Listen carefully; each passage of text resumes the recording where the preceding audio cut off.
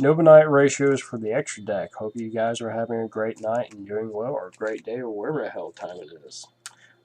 Get right into it. Uh, King Artorigus. Super Ultra Rares and Ultimates. Mandatory at 2, I personally prefer playing 3 because I run 3 Excaliburns and I just like the utility and having that extra summon. But honest and truly, having brothers means I can recycle these, so I theoretically can bounce it to 2 and have more space for the extra deck. But then again, I'm kind of in that awkward position of, okay, what else could I put in the extra deck, It's like, I'm not really sure. I mean, there's lots of choices that all very valid, but then again, there's not a lot of stuff I want to go in besides, the Nova Knight cards. It's like there's valid choices for certain periods, but, it's like you'll see, like Sacred King, which is mandatory at 2. I like running 3, but as I previously said, I can probably dump off the extra one thanks to brothers now. Mandatory at 2. Not a question. 3 is preference. Ignoble Knight Hylancelin. If you run Effect Veilers or Lydia Lake, mandatory at 1. If not, 0. If you really want to be crazy, you could run 2. 3 is absurd. 2 is preference. 1 is mandatory if you have the tuners for it. And he's a really amazing card. It's like he searches everything from the deck. Everything. But he's so hard to summon. Like, that's it for the Noble Knights, but here's the tech stuff now, which is other things.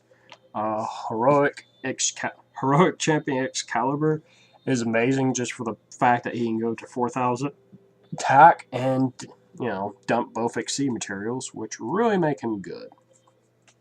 Like, I recommend one of, just for OTKs or to get over crap or deal with Obelisk if you don't have Honest. Blade Armor Ninja is just deadly because they're both warriors, so all your noble arms except Excalibur and Guinevere can equip to him. So equipped him with Gallatin, detach, attack for 32 twice, 64, which is just really great. So I recommend both of these at 1. I'm gonna say it right now: Exciton Knight and Sonic Arc Knight are both great tech choices. I don't have them because I don't want to pay $80 for Xton and pay 50 to 60 for a Sonic Arc. Not right now. It's like they'll probably get reprinted. I'll pick them up later, or I'll wait till the prices drop. But definitely, you can play. It's like one of each of those is a great choice. It's like no questions asked. The poor man's Sonic Arc, and which is kind of maybe better, Starliege Paludynamo, because I love Starliege. Turn monsters attack 0, negates effect, and if it when it dies and goes to graveyard, draw. This is probably one of my favorite cards, and I need to get a second copy because I did have 2 copies, and this was like one of the greatest things in the deck for me. Concealer Omega. Mega! There's like no mandatory. Like these I could say are mandatory, one of each. These are personal preference. And honestly and truly, these say fuck you to Ghost Tricks and to anything with lots of spell and traps. Like Ghost Tricks, or Trap Tricks, I've screwed them over so hard with this unless they have the Fire Hand and Ice Hand, which that is pretty new. That hasn't really been a problem. These are pretty great, especially if you run the Rabbit build and whatnot. And, you can run 1. I like to run 2 because it's like once I get both out, I can do this on 1 and keep him on the field and recycle stuff back to my hand. 1 Omega. But this is, 1 Consoler Ptolemy M7. But that's personal choice. Cowboy, which is... He used to win games, but he's one of those weird tech choices now of, well, yeah, he wins game. He's pretty badass, but there's Phoenix Chain, Effect Veilers, and Breakthrough skills, and it's just like, Not very likely, not to mention all the back row hate. So he's like, I've lost games where I was like, oh, my opponent only has 500 and one card in hand. I'll overlay, detach, Effect Vader, and he just destroys me. It's like, yeah. Run him if you want. My Stroke is one of those defensive plays where you can get around and deal with stuff, which, he's a good card. I don't really play him much anymore myself. Black Ship of Corn. Not really that. It's like just not significant anymore. Not really, but you can play him.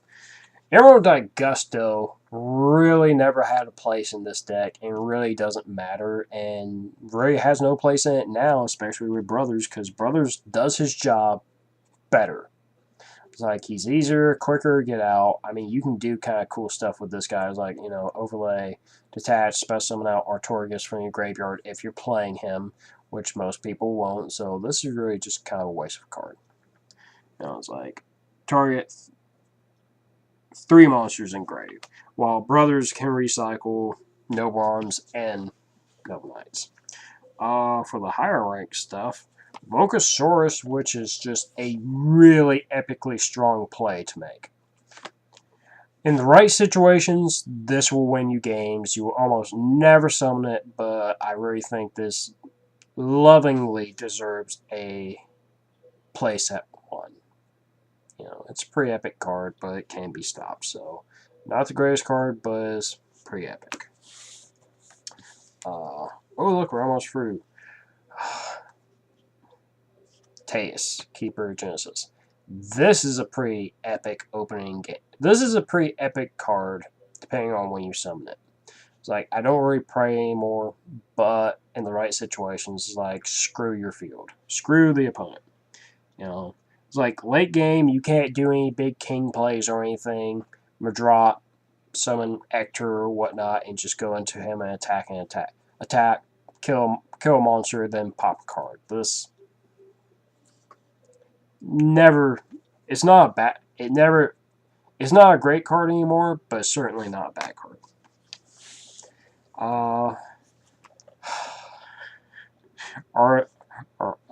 Damn it, it's been so long since I played this card.